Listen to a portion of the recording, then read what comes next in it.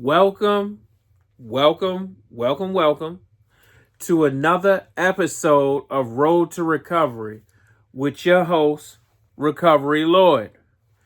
And today's group is probably going to be slightly longer than some of my previous ones, so bear with me.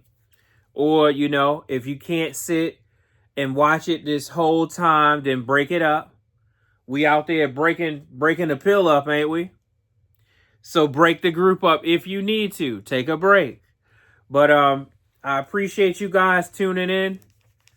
Once again, I'm the illustrious Recovery Lord. People didn't know. They just seen me posting the stuff online. This dude saying he Recovery Lord and all this.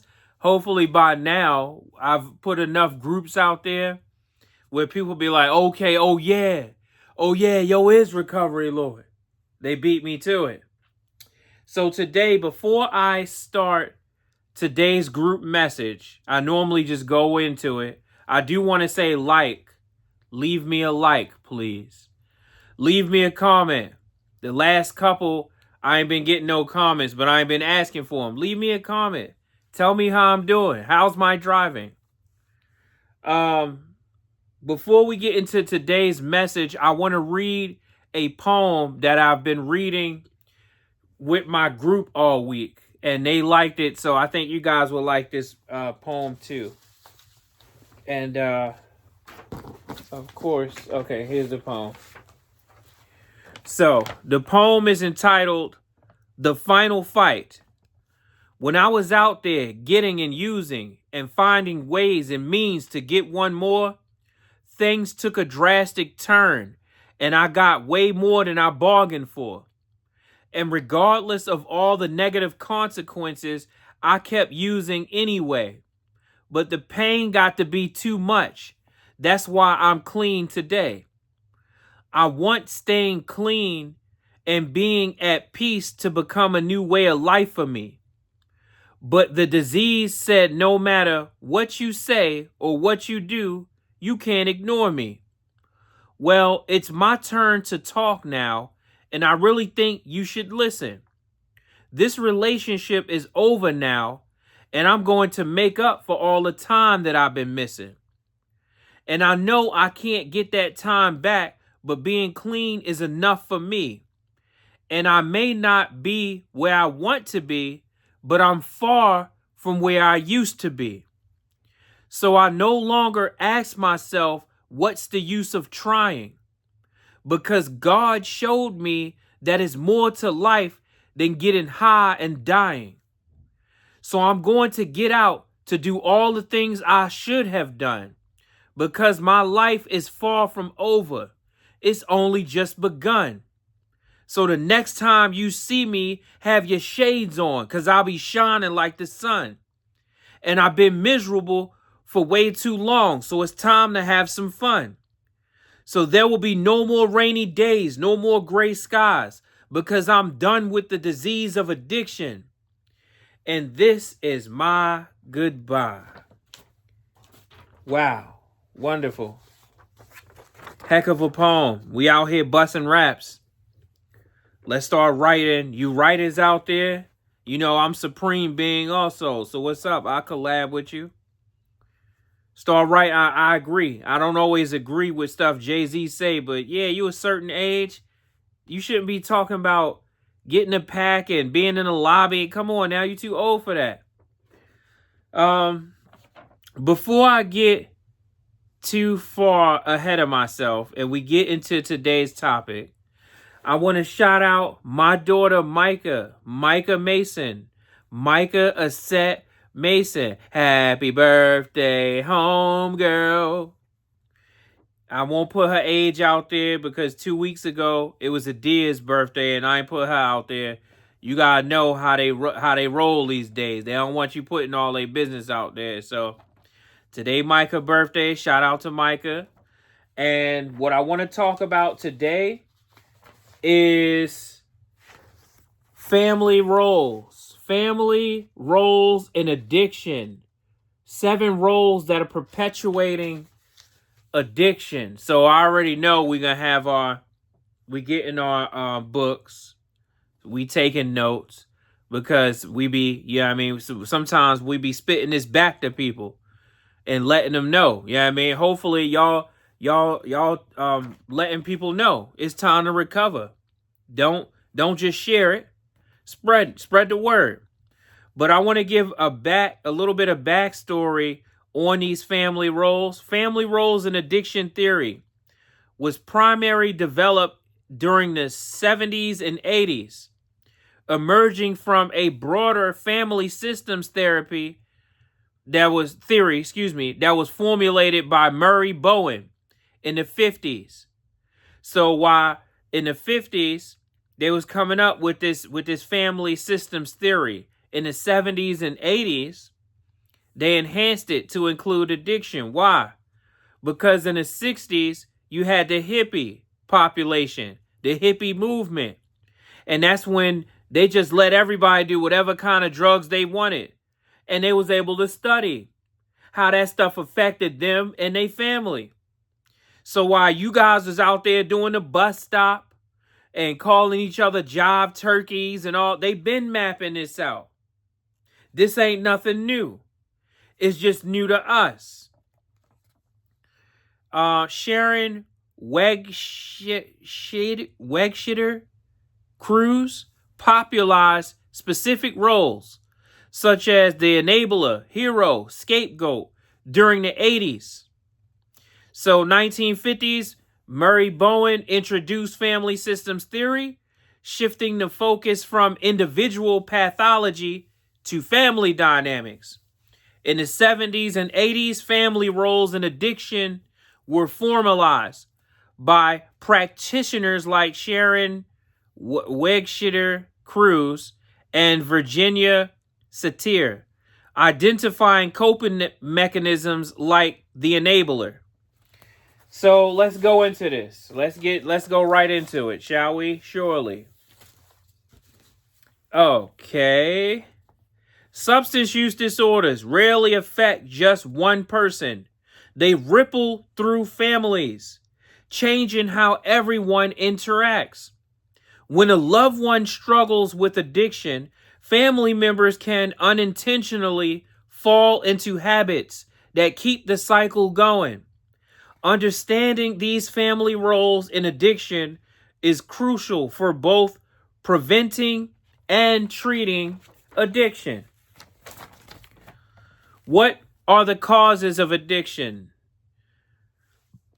Biological. When people use drugs or alcohol, the brain releases dopamine, a chemical that makes us feel pleasure. Over time, this rewires the brain, making it harder to resist cravings and easier to become dependent.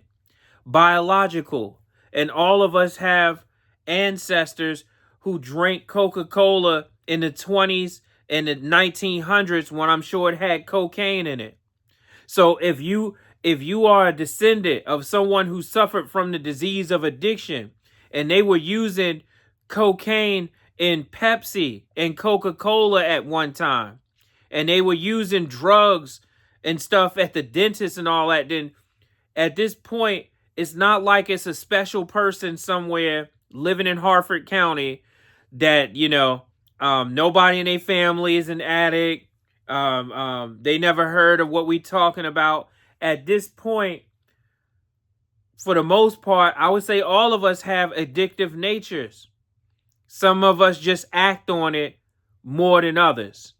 And some addictions are more harmful than others. Tolerance. As use continues, the body adapts. People need more of the substance for the same effect, increasing the risk of addiction and withdrawal. For some substances, stopping use can cause severe symptoms, making it harder to quit. Is addiction hereditary or environmental? That's a question. Do you think addiction is hereditary or environmental? We are commonly asked, do addictions run in families? Very few human behaviors can be attributed exclusively to genetics or environmental causes. Addiction is no different.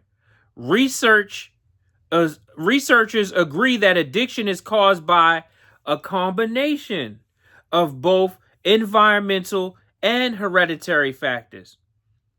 Additionally, the social environment can also contribute to addiction even if the addiction gene is not present. Young adults who feel... Okay, hold on. I think I might have skipped. Did I skip something? No.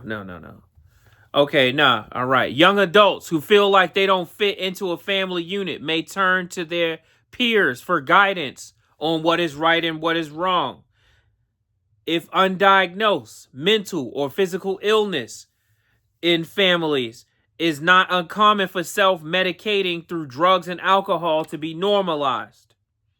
So be mindful how you deal with your problems. When your kids see you stressed and you run to a bottle, they model that behavior. And you know, when I was young, they had a saying, "Do as I say, not as I do." I think it was something like that. Now it's just whatever. People have a blunt in their hand talking about where your homework at. Them kids, and they be younger and younger. They be 13, 14. They don't want to hear about where the hell they homework at. They want to hit that goddamn blunt. Children in broken or dysfunctional families may turn to drugs and alcohol to fill an emotional void. So let's go right into it. That was like I guess a little pre-thing. So the 7 family roles in addiction. These 7 roles frequently show up in households that are experiencing addiction. And know this much. If you don't have 7 people, it's 7 roles. So if you don't have 7 people in your family, it is common for somebody to be taking on 2 and 3 roles. And if you stay in addiction long enough, you're going to play all of them. The first role is the one that we all know about, because that's the one that get all the damn attention. And that's the addict. They are the central figure whose behavior impacts all other family dynamics. The addicted loved one will likely have dependent behaviors as they attempt to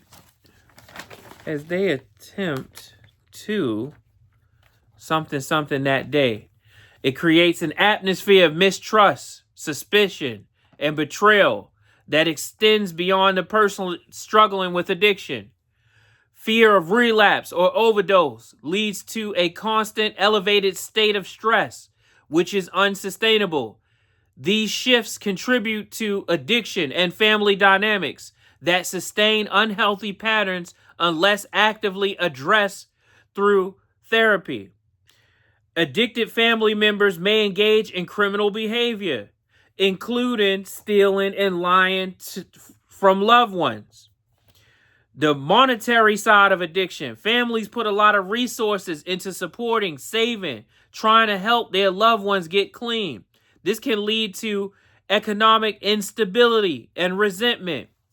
Addiction can cause estrangement when siblings, children, and parents disagree about the best course of action for their loved ones. So the addict is the one who wants to check out. They want to check out. They tired of responsibility. Matter of fact, some people don't want to goddamn get better, because they know the minute they get better, more is going to be expected from them. So if they doing 25%, some people get so comfortable in doing 25%, they don't even want to get halfway better, because they know if they halfway better and they 50%, then people going to start expecting 50% out of them. Or don't be all the way better. My leg is getting better now. So guess what? Oh, I'm back on the road, man. I got to show up. I got a lot of stuff I got to do now. The word done got out that I done got better. So, you know, some people, unfortunately, think it's going to be an easier side of life for them to not get better. But you're going to have to, whether you respond to your abilities and acknowledge your responsibilities or not, they sitting there. And when you don't acknowledge them, somebody else got to pick up that slack. So number one is the addict. Number two, the caretaker. This person devotes all their energy into maintaining balance and harmony at the cost of their own needs. Caretakers may fall into increasingly more dysfunctional, addicted family roles in the family to try to keep everyone around them happy at any cost. Caretakers often believe that if everyone could just get along, then the issues will disappear without having to be addressed. Caretakers are making all these doctor's appointments because they know the person that's suffering from addiction, drinking, getting high, and they not responsible enough, and they never really learned, and they don't really know how.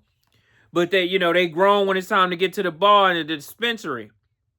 So the caretaker, if you take this role on, some people so caught up in other people's doctor's appointments, they forget about making one for their damn self. That is the problem with trying to be a caretaker for somebody who's grown. You be worried so much about somebody else's mental health that your shit starts slipping. Say it ain't so, Joe. Number three, and every time I hear this role,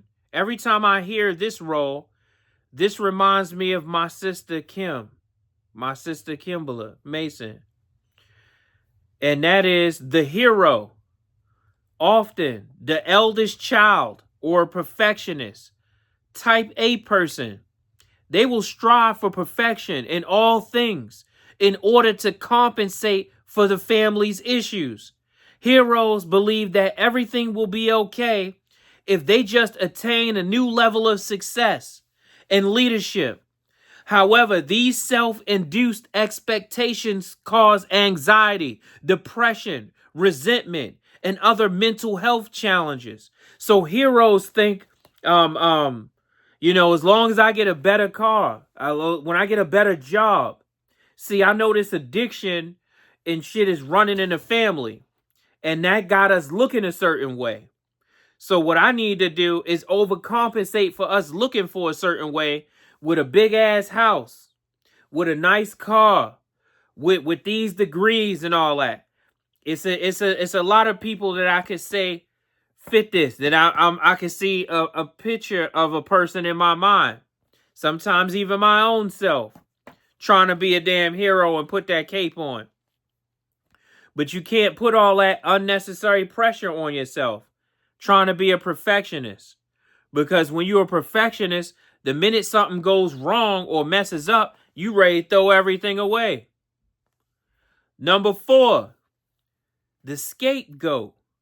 The scapegoat. In roles of a dysfunctional family, the scapegoat is often the youngest or the middle child. I would say this was my brother Jamal.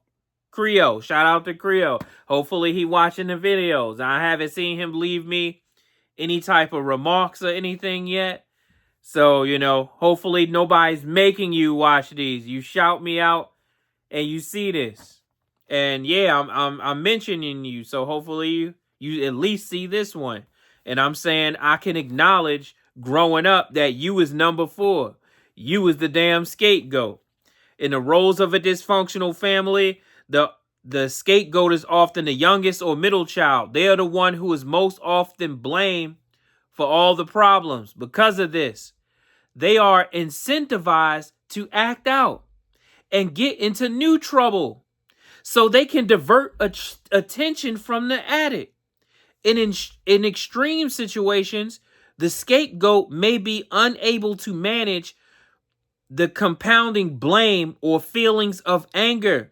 The scapegoat may estrange themselves from the family in order to escape their role. So scapegoats turn up and get in trouble. Mommy wouldn't be getting high.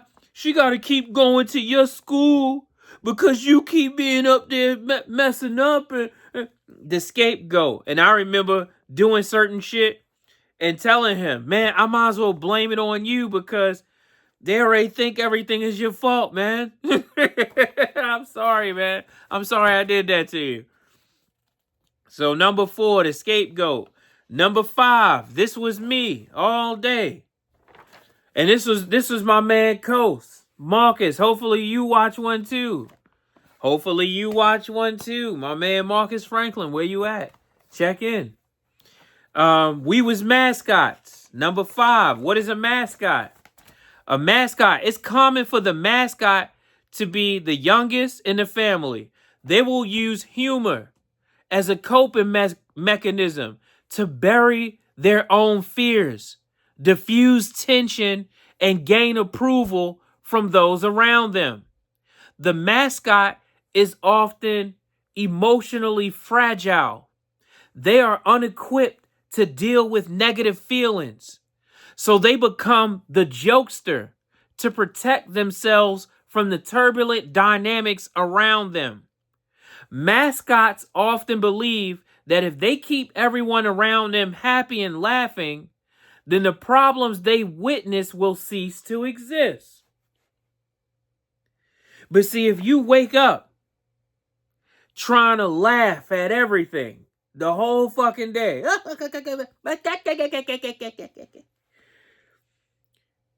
the same way you can laugh, you can cry. And some people have to laugh from crying. I get all of that.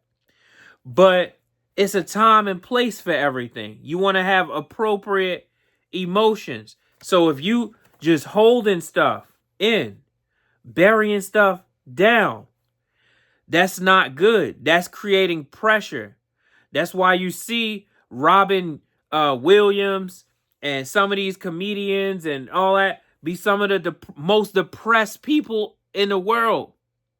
And they hurt themselves and they doing all these at-risk things and got heavy drinking problems and heavy addiction problems because they trying to make everybody else laugh and sometimes not even concerned or focused on their own happiness or their own sadness. If you're sad, it's okay. And it's okay to express that. What's not okay is being stuck in it.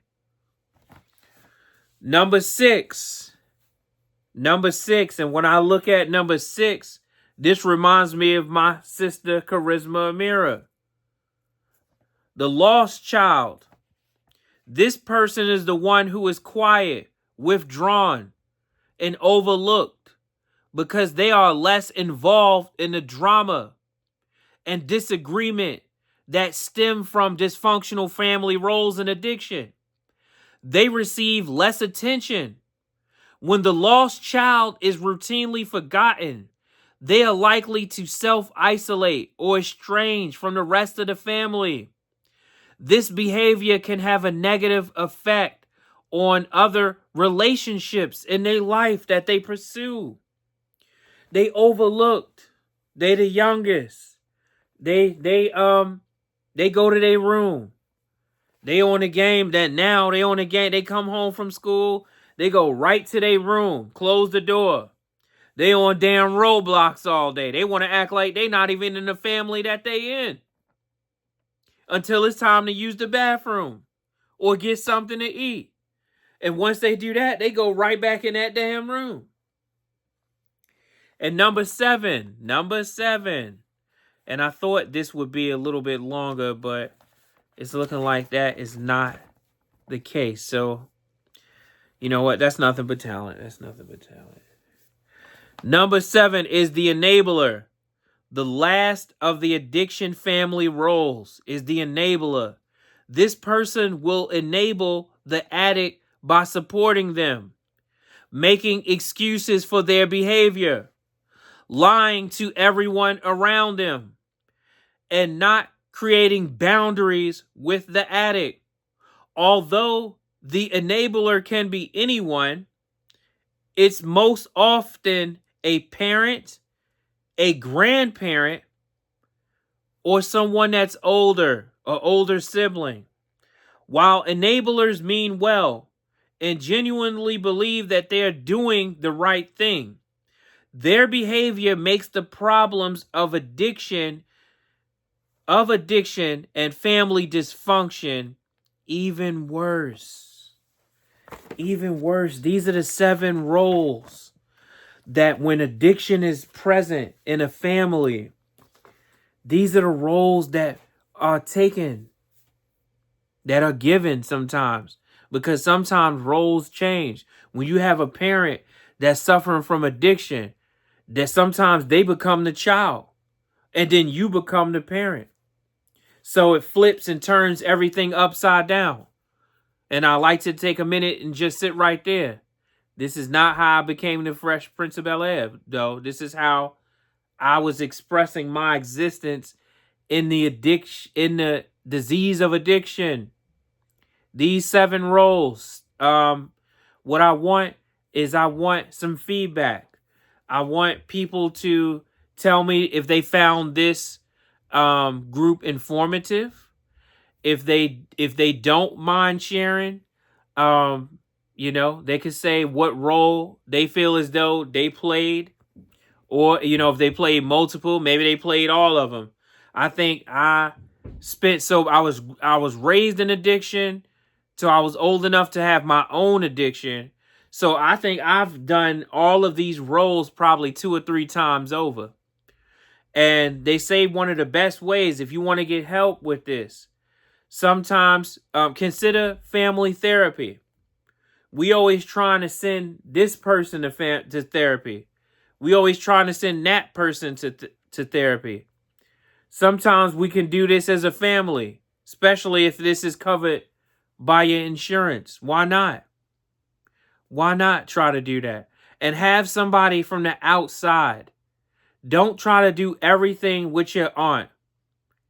And stop trying to make your grandmother do everything. And certain people. Y'all want certain people in the family to give y'all loans, to co-sign for y'all, give y'all a place to stay when y'all need something, and let y'all hold y'all stuff there. And when y'all ready to do family therapy, you want them to do that too. Like, stop putting all your eggs in one basket. Don't do that. Don't do that not only to yourself, but don't do that to somebody you care about. That's why they talk about getting a sponsor. Because some of y'all want to talk people head off about stuff that they don't want to hear about. By the time you done with all the stuff, and then the next day you say some of the same stuff. That's some of the stuff. It's good to hear yourself talk, because you sometimes hear the stuff you need to let go. Okay, this is some of the stuff I need to let go of. I keep bringing it up. What else I want to bring up?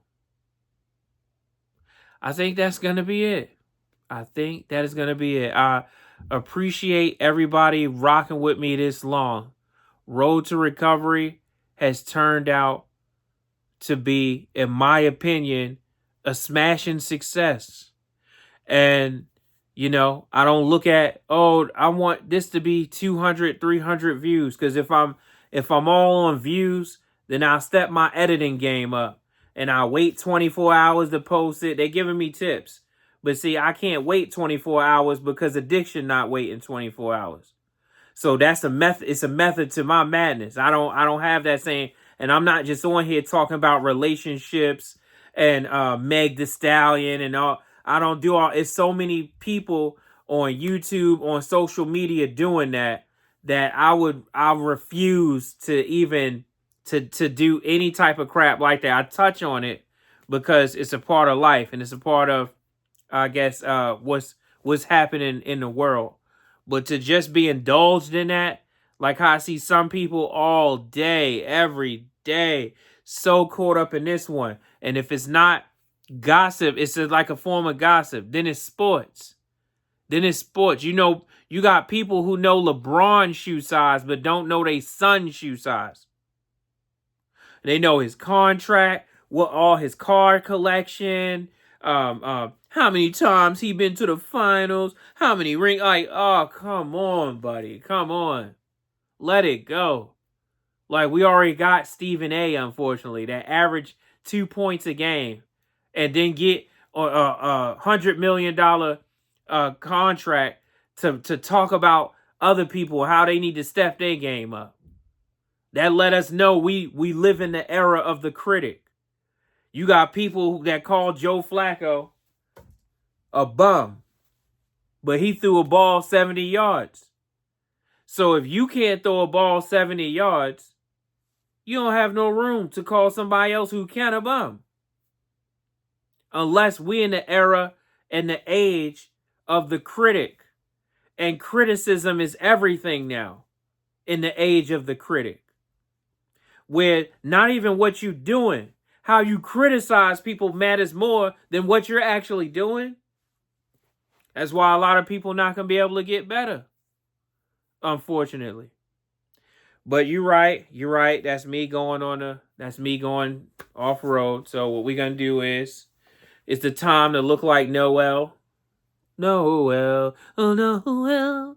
We hold our hands together like this, and we say, God, grant me for the serenity to accept the things I cannot change, the courage to change the things that I can, and the wisdom to know the difference. Keep coming back. More will be revealed for you, by you, because of you. Yes, we pray for the addict who picked up for the first time today, not realizing what type of a problem they putting on themselves. Listening to everybody tell them how good this drug is. That's what a vampire, that's what somebody who done gave their stuff up, they want you to give your stuff up too. And we pray for the addict who put down for the last time today and finally made their mind up that enough is enough. And we pray for everyone in between. God bless you guys. Keep working. Keep getting stronger. Keep getting better. And I look forward to seeing you on the next episode of Road to Recovery.